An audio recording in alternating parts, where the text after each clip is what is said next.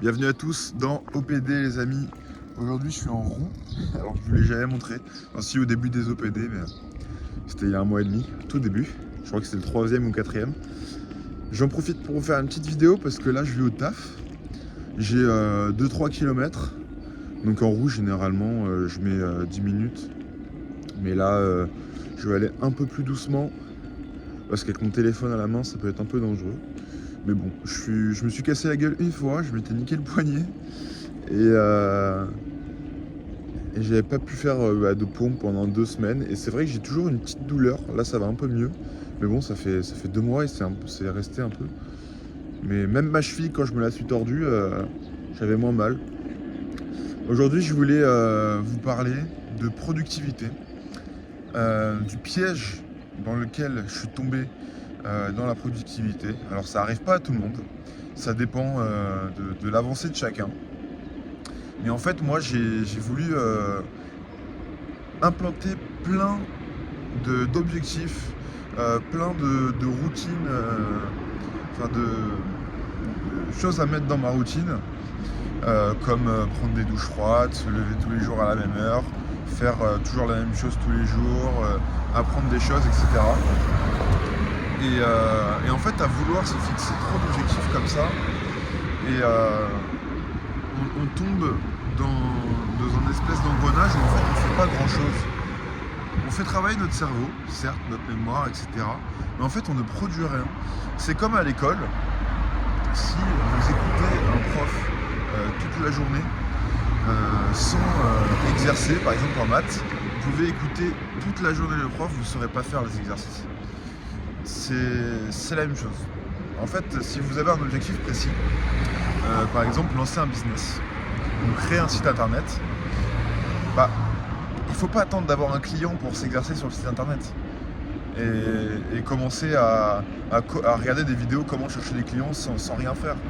En fait, il faut commencer à créer le site internet, faire un truc fictif pour quelqu'un de la famille ou quoi.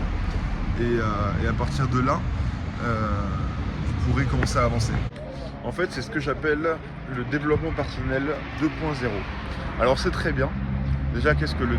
C'est qu'au début du développement personnel, il y a eu plein de livres où en fait, on ne te incite pas à faire des choses.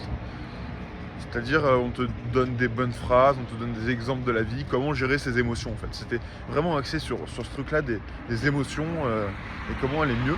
Et le deuxième développement personnel, et c'est là que le nom a été entaché un petit peu, c'est la productivité, faire plein de choses, mettre une routine comme le livre Miracle Morning, des choses comme ça. Et alors c'est très bien, j'adhère, c'est super, voilà, on s'habitue à faire plein de choses pour notre santé. Le problème c'est que ça ne va pas à tout le monde.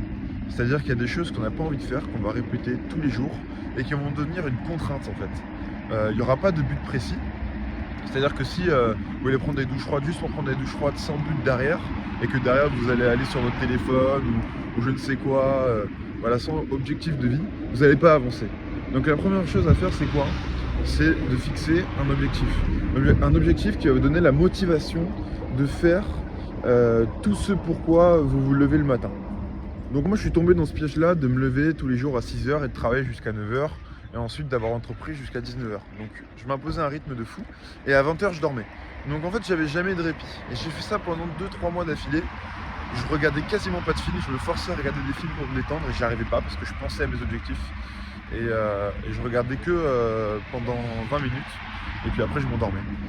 Et puis j'ai compris et puis maintenant ce que je fais c'est que j'ai mon objectif en tête au niveau des vidéos et du trail. Donc tout ce que je fais, c'est axé sur mes vidéos et sur le trail. J'arrive à me détendre, à lâcher prise. Et alors j'ai pas la routine parfaite. J'ai pas un programme d'étirement tous les matins. Je prends pas de douche froide. Je fais pas trop gaffe à ma nutrition. Mais en tout cas j'y travaille, j'y vais petit à petit. C'est-à-dire que pour moi par exemple la nutrition c'est un peu une addiction dans le sens où j'arrive pas à me passer de certaines choses. Et je prends le temps de régler tous ces problèmes et je règle les problèmes dans ma vie pour être moins stressé et c'est comme ça que j'avance. Donc en résumé, vous fixez un objectif, passez à l'action en même temps de faire vos routines, et vos routines auront du sens. Et c'est comme ça que vous pourrez commencer à avoir la lumière au bout du tunnel. Et deuxièmement, lâchez un peu prise, essayez de regarder autre chose que tous les guides de productivité. Moi par exemple, pendant ces 3 mois, j'ai eu mon feed YouTube et Insta rempli de trucs comme ça, donc j'étais vraiment matrixé. Et en fait, t'es plus dans le monde réel, tu penses que tu vas devenir millionnaire comme ça, et tu penses que t'es différent des autres, et tu galères à trouver des potes dans ce domaine-là. Et puis au final, tu arrives, quand tu fais cette crise existentielle, comme j'ai fait un peu, et tu commences à t'ouvrir aux autres relations, parce qu'on peut vite s'enfermer dans quelque chose et ça peut vite devenir toxique. Moi, j'arrive au taf, je vous dis à demain pour un nouvel OPD et ciao.